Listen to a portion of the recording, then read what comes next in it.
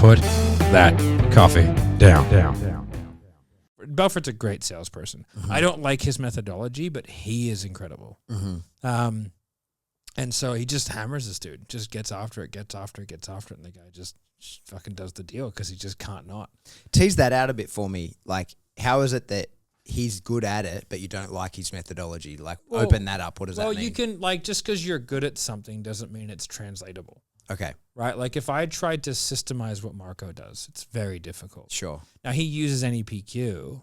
Yeah. But the way in which he does it and some of the layering that he does is like, it's elegant and beautiful and very hard to replicate. Mm-hmm. Whereas like the way that Jeremy teaches to sell is very much replicatable. Mm-hmm. And so this like for me anyway, personally, like I've done straight line. That's Belfort's one.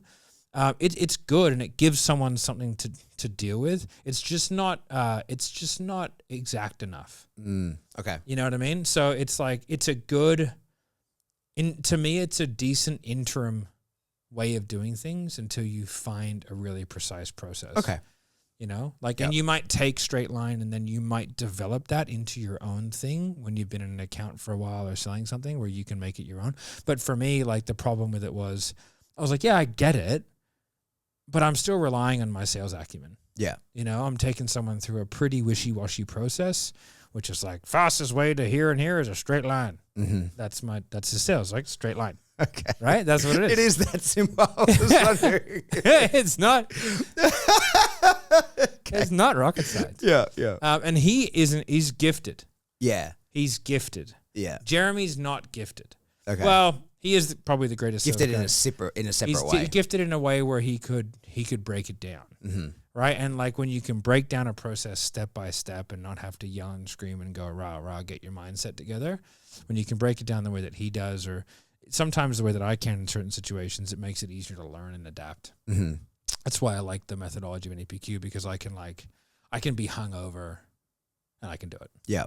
It's just like, you know, we were talking about one of the other podcasts where it's like, you don't do it, you find yourself doing it. Mm-hmm. That's what like the NEPQ methodology allows you to attain that. Okay. Whereas a lot of the other ways of doing things are just a little bit too ethereal. They're not granular enough to where you can really dive into the detail and specifics on it. Yep. I haven't run into a sales training methodology that's as well thought out or comprehensive or large in scope. Mm-hmm. Like we have hundreds and hundreds of scripts for all different industries.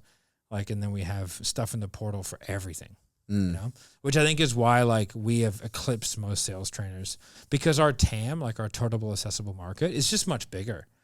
Like you look at a lot of our competitors are stuck in coaching and consulting, and some of them have come to us and asked us to help them get out of it. And I told them to fucking go kick rocks. They're like, oh, you know, we'll do an exchange and we'll teach you this. I was like, bro, you got nothing. I want like, you know, just like straight up. I'm like, I go, Jeremy's the best at this, man. And none of you guys can compete. And I'm going to ride that fucking pony all day long. Yeah, crazy not to. I mean, we're off topic a little bit, but it's worth investigating.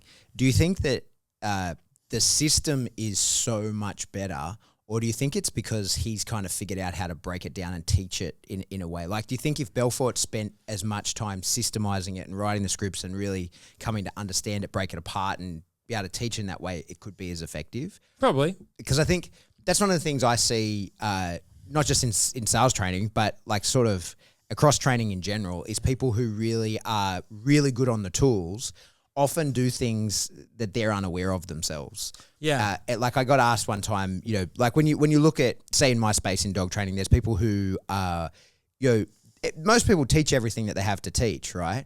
But you'll never be as good as them. And so they just have, there's something. Yeah. And very often they're not withholding anything. It's not that they're like, no, this is my secret bit and I'm not going to pass this on to my students. Yeah. It's that they often don't realize how important that piece is. Yeah. Where it seems to me like Jeremy has pulled it apart so many times. Loves it, man. He's a student. He loves it. So he's pulled it apart, put it back together in a different way, pulled it apart, put it back together to the point where he's like, oh, it's like this for all these reasons, and passes on that information as to why it is. Yeah. Rather, like there's no feel. He has a feel and does it intuitively, but has pulled it apart in order to put it back together in order to explain it to others. Hey guys, you just saw a podcast snippet. I'm excited for you. So we have a new one that comes out every single week. Go to your favorite podcasting location and make sure you check out the new episode every single week. We're dropping on a Thursday.